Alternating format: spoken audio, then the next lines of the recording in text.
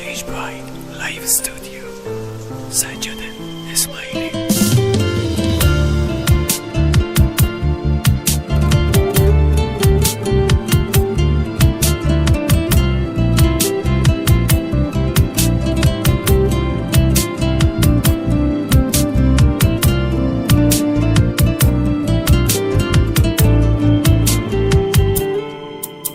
Dilimde ey beygallam sana min qalmaranam nalam Fikrimde sana mudam hormat Gidem olsa da meni horlam Dilegim ey bir var Sakla onu koram Onu cennetimde görürüm yani koram Ol her gün düşüme girer yani koram Hey yaradanım ayağımda koram Onu cennetimde görürüm yalı koram Ol her gün düşüme girer yalı koram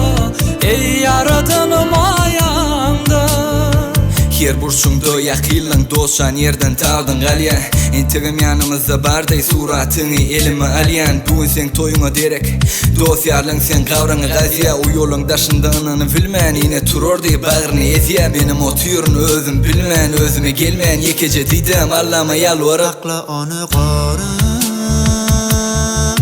Onu cennetimde görürüm yani koram Ol her gün düşüme girer yani koram Hey yaradanım ayağımda koram Onu cennetimde görürüm yalı koram Ol her gün düşüme girer yalı koram Ey yaradanım ayağımda Koru Allah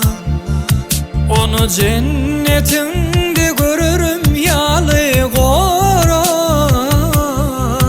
Ol bizden razı bulur yani Koram ey yaradanım ayağında Sana Rabbim